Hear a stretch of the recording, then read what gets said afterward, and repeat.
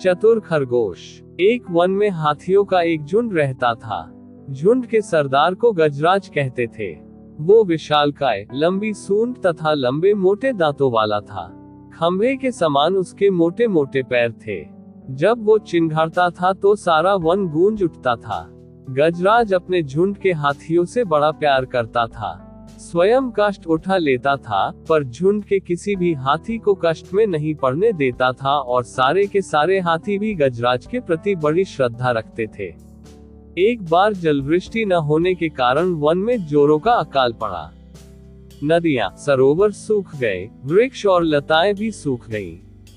पानी और भोजन के अभाव में पशु पक्षी वन को छोड़कर भाग खड़े हुए। वन में चीख पुकार होने लगी, हाय हाय होने लगी। गजराज के झुंड के हाथी भी अकाल के शिकार होने लगे। वे भी भोजन और पानी न मिलने से तड़प तड़प कर मरने लगे। झुंड के हाथियों का बुरा हाल देखकर गजराज बड़ा दुखी हुआ। वह सोचने लगा, कौन सा उपाय किया जाए जिससे हाथियों के प्राण बचें। एक दिन गजराज ने तमाम हाथियों को बुलाकर उनसे कहा, इस वन में न तो भोजन है न पानी है। तुम सब भिन्न भिन्न दिशाओं में जाओ, भोजन और पानी की खोज करो। हाथियों ने गजराज की आज्ञा का पालन किया। हाथी भिन्न भिन्न दिशाओं में छिटक गए। एक हाथी ने लौटकर गजराज को सूचना दी, यहाँ से कुछ दूर पर एक दूसरा वन है। वहाँ पानी की बहुत बड़ी झील है। वन के वृक्ष फूलों और फलों से लदे हुए हैं। गजराज बड़ा प्रसन्न हुआ। उसने हाथियों से कहा कि अब हमें देर न करके तुरंत उसी वन में पहुंच जाना चाहिए, क्योंकि वहां भोजन और पानी दोनों है। गजराज अन्य हाथियों के साथ दूसरे वन में चला गया। हाथी वहां भोजन और पानी पाकर बड़े प्रसन्न हुए। उस वन में खरगोशों की एक बस्ती थी। बस्ती में बहुत से खरगोश रहते थे। हाथी खरगोशों की बस्ती से ही होकर झील में पानी पीने के लिए जाया करते थे। हाथी जब खरगोशों की बस्ती से निकलने लगते थे तो छोटे छोटे खरगोश उनके पैरों के नीचे आ जाते थे। कुछ खरगोश मर जाते थे, कुछ घायल हो जाते थे। रोज रोज खरगोशों को मरते और घायल होते देखकर खरगोशों की बस्ती में हलचल मच गई। खरगोश सोचने लगे, यदि हाथियों के पैरों से वे इसी तरह कुचले जाते रहे तो वह दिन दूर नहीं जब उनका खात्मा हो जाएगा। अपनी रक्षा का उपाय सोचने के लिए खरगोशों ने एक सभा बुलाई। सभा में बहुत से खरगोश इकट्ठे हुए। खरगोशों के सरदार ने हाथियों के अत्याचारों का वर्णन करते हुए कहा, क्या हम में से कोई ऐसा है जो अपनी जान पर खेलकर हाथियों का अत्याचार बंद करा सके। सरदार की बात सुनकर एक खरगोश बोल उठा, यदि मुझे खरगोशों का दूध बनाकर गजराज के पास भेजा जाए तो मैं हाथियों के अत्याचार को बंद करा सकता हूँ। सरदार ने खरगोश की बात मान ली और खरगोशों का दूध बनाकर गजराज के पास भेज दिया। खरगोश गजराज के पास जा पहुंचा। वह हाथियों के बीच में खड़ा था। खरगोश ने सोचा, वह गजराज के पास पहुंचे तो किस तरह पहुंचे। अगर वह हाथियों के बीच में घुसता है तो हो सकता है हाथी उसे पैरों से कुचल दे। ये सोचकर वह पास ही की एक ऊंची चट्टान पर चढ़ गया।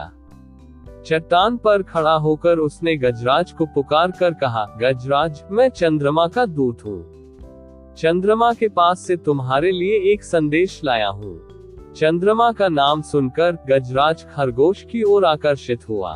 उसने खरगोश की ओर देखते हुए कहा, क्या कहा तुमने? तुम चंद्रमा के दूत हो। तुम चंद्रमा के पास से मेरे लिए क्या संदेश लाए हो? खरगोश बोला, हाँ गजराज, मैं चंद्रमा का दूत हूँ। चंद्रमा ने तुम्हारे लिए संदेश भेजा है। सुनो, तुमने चंद्रमा की झील का पानी गंदा कर दिया है। तुम्हारे झुंड के हाथी खरगोशों को पैरों से कुचल कुचल कर मार डालते हैं। चंद्रमा खरगोशों को बहुत प्यार करते हैं, उन्हें अपनी गोद में रखते हैं। चंद्रमा तुमसे बहुत नाराज है। तुम सावधान हो जाओ, नहीं तो चंद्रमा तुम्हारे सारे हाथियों को मार डालेंगे।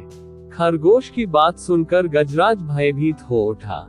उसने खरगोश को सचमुच चंद्रमा का दूत और उसकी बात को सचमुच चंद्रमा का संदेश समझ लिया। उसने डरकर कहा, ये तो बड़ा बुरा संदेश है।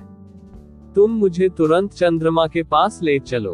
मैं उनसे अपने अपराधों के लिए क्षमा याचना करूंगा। खरगोश गजराज को चंद्रमा के पास ले जाने के लिए तैयार हो गया। उसने कहा, मैं तुम्हें चंद्रमा के पास लेकर चल सकता हूँ, पर शर्त यह है कि तुम अकेले ही चलोगे। गजराज ने खरगोश की बात मान ली। पूर्णिमा की रात थी। आकाश में चंद्रमा हंस रहा था। खरगोश गजराज को लेकर झील के किनारे गया।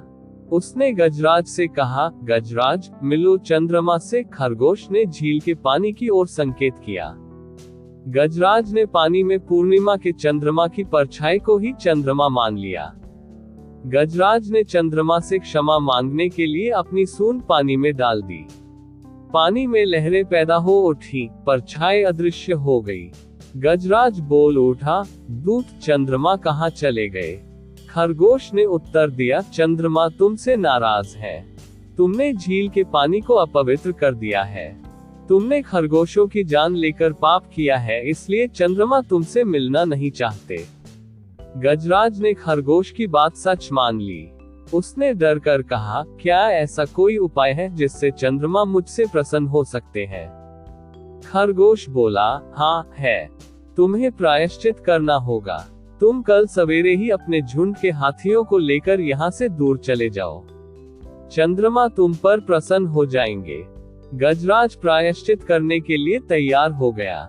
वह दूसरे दिन हाथियों के झुंड सहित वहां से चला गया। इस तरह खरगोश की चालाकी ने बलवान गजराज को धोखे में डाल दिया और उसने अपनी बुद्धिमानी के बल से ही खरगोशों को मृत्यु के मुख में जाने से बचा लिया। दोस्तों, अगर यह कहानी आपको अच्छी लगी या इससे आपको कुछ सीख मिली हो तो प्रमोद वॉइस चैनल को जरूर सब्सक्राइब करें।